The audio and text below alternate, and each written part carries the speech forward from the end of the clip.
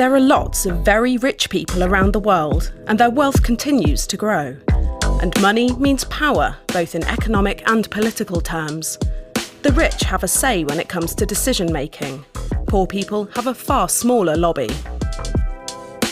But does this concentration of wealth and influence also harbour threats to democracy? It's becoming apparent to everyone that the levels of inequality that we're seeing are simply not sustainable. They are dangerous for democracy because extreme wealth also gives extreme political power. Even in the Gilded Age in the US in the late 19th century, the wealthy dominated the political landscape. During the Gilded Age, when corporations first rose up and the very wealthy and powerful men, and they were all men, who were running these corporations, absolutely dominated our politics. They were the great industrialists and pioneers of their time. Their names are still known to everyone today.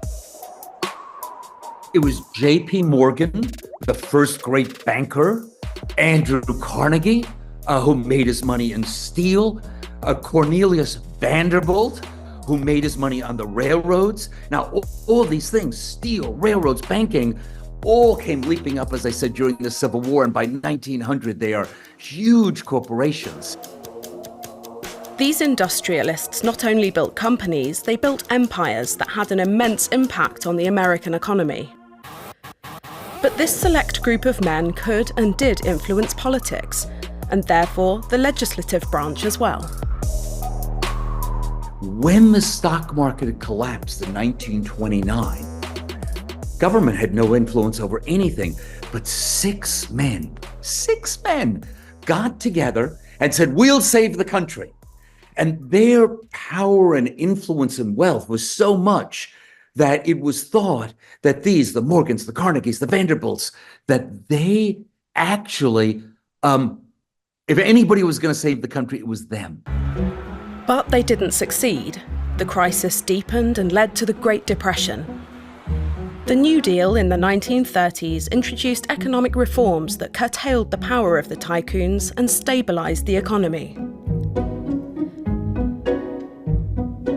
But today we're once again seeing the super rich gaining enormous influence over politics.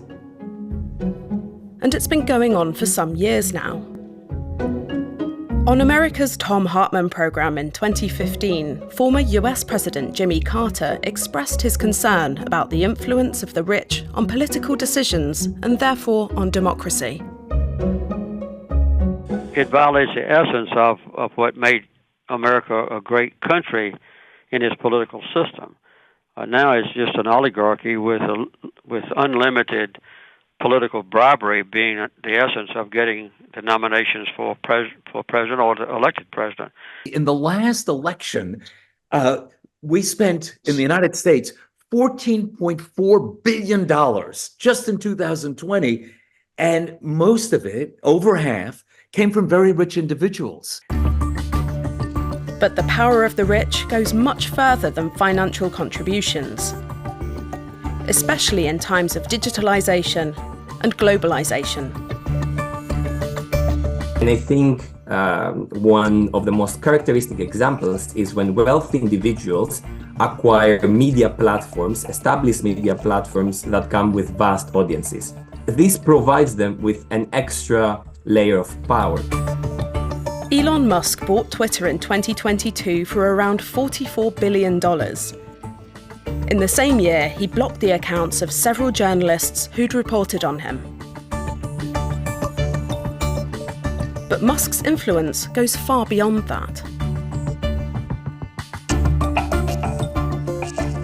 When wealthy individuals also have access and can buy critical infrastructure. And that is also related with Elon Musk, as he is the owner of Starlink, a very much critical company which provides satellite internet services.